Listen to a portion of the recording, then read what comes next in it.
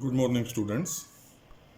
Today we shall continue our section Literary History with the poetry in Neoclassical School. Some of the main features of Neoclassical School of Poetry are as number 1, Neoclassical poetry is essentially the product of the intelligence playing upon the surface of life.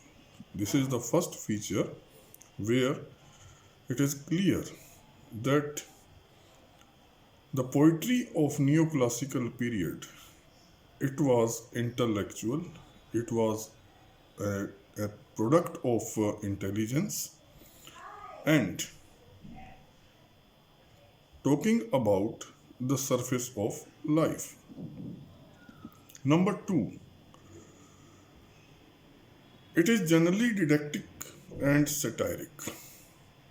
The poetry of neoclassical period is generally, commonly, it is didactic as well as satiric.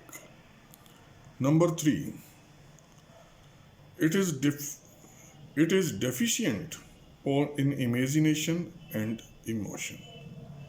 Whereas neoclassical poetry is concerned, in this poetry, emotions and imaginations, they lack, they are not found. Number 4, it always deals with conventional life.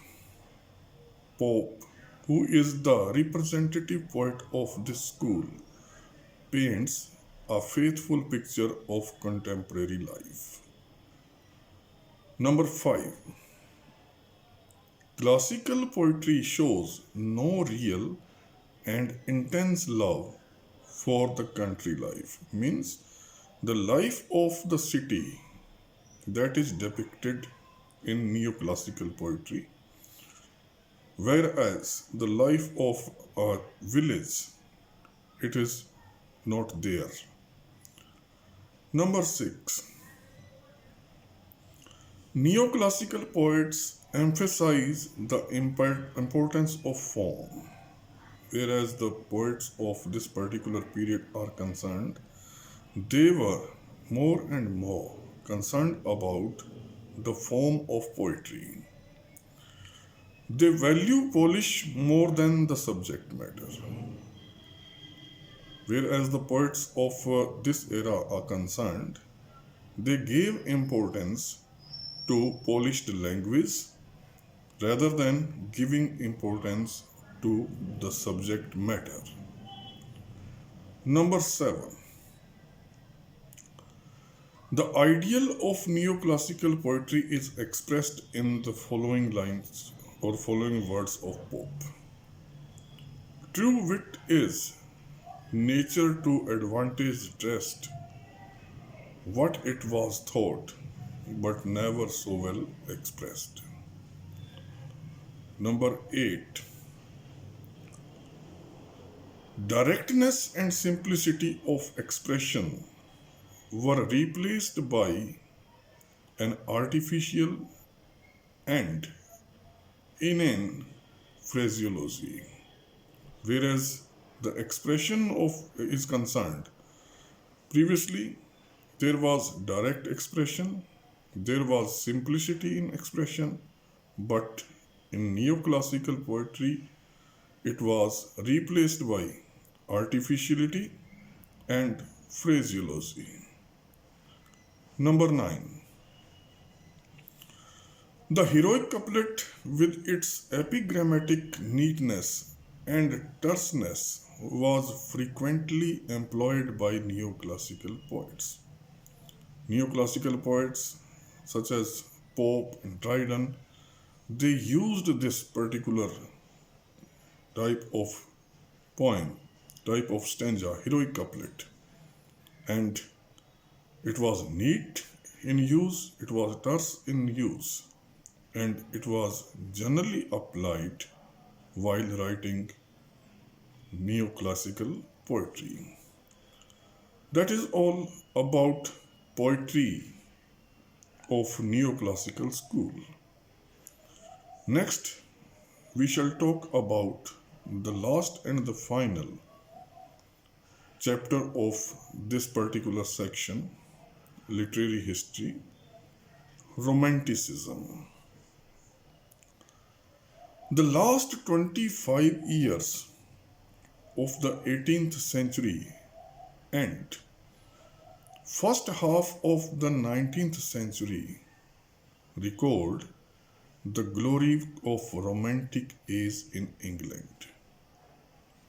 W.J. Long rightly observes that the essence of Romanticism is that literature must reflect all that is spontaneous and unaffected in nature and in man, and be free to follow its own fancy in its own way.